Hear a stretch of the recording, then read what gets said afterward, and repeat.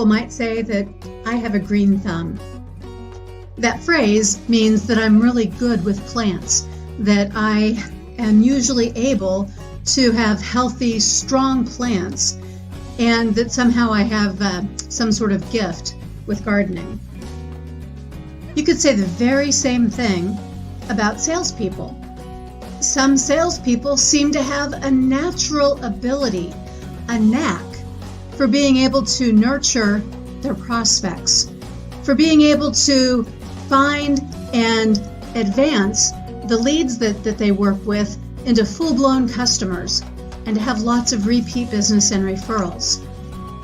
In selling, having a green thumb makes you more successful because the work you do yields better results.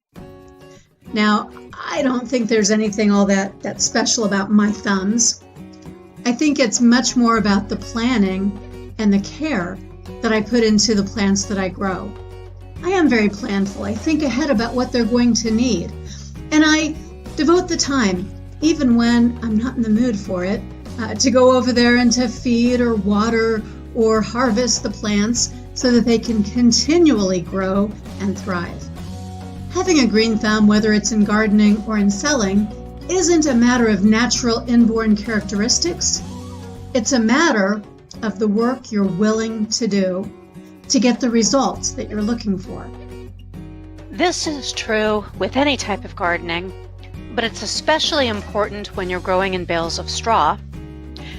The plants that aren't going to do well starting directly from seeds as direct sow plants, they are going to be transplanted. You've started them indoors. I start some of mine as early as January. Celery likes a good long start. And I have an outbuilding, so they are over there in the outbuilding in a good dirt, a growing medium. Sometimes I have to transplant them into larger pots before I ever put them into the straw bales. And when they're in that dirt, the seedlings can begin to grow, first covered, and then when they sprout, I put them under a grow light. And that gives them just enough warmth to be able to grow and get a good root system before I transplant them into the straw bales. The reason that it's especially important to get some of these plants ready and to give them plenty of time to become stronger before they go into the bales of straw is simply that bales of straw don't have the same level of nutrients that a soil would. In fact, you have to amend soil too, but straw bales, you're starting from scratch. You start with nitrogen that gets everything nice and warm inside and helps the soil, or the straw rather, to decompose and be a good medium in the way that soil would be. And then depending on what plant you're growing, you might also have to add some other amendments. And so for very heavy eating plants, the kind that need lots and lots of nutrients, the typical compost that I might use might not be enough. When I'm growing them in dirt and giving them a good strong start, that helps them by the time I transplant them into the straw bales. For example, with my tomatoes, I am giving them a good healthy dose of calcium.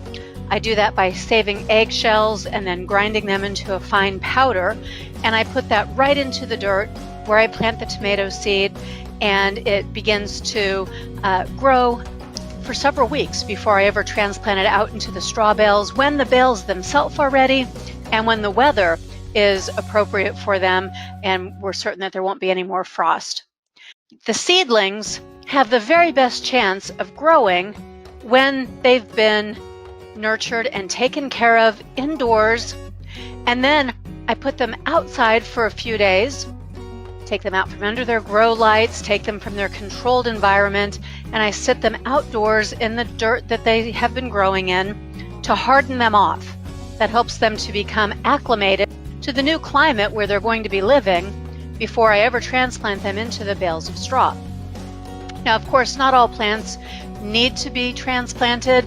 Lettuce, for example, grows very rapidly and in just about any conditions, so long as it's not too hot outside. So those will be direct sow. But because the straw bales aren't fully ready, I do give those plants a little bit of dirt when I plant the seed.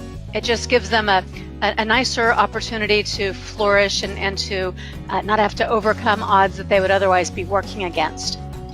And then long term throughout the season, I also have to take into account what each and every plant is going to need to be effective. I cater to the individual needs of every plant. Certain plants need lots and lots of water, and rather than relying exclusively on the soaker hoses, for those plants that are going to need a deep root watering, I use old cartons. That's a milk carton that you see there with the bottom cut off, and I'll just stick the hose right in there about once a week and let the water be directed down deep, directly into the roots. I put those in before I ever do the transplanting because I wouldn't want to interfere with the roots of the plant when I put it in there. In the very same way that I'm describing what you need to do for these little plants that go into straw bales, you'll want to think about doing the very same thing with the people that you're trying to nurture, the ones that you want to give the very best environment to so that they can thrive and grow.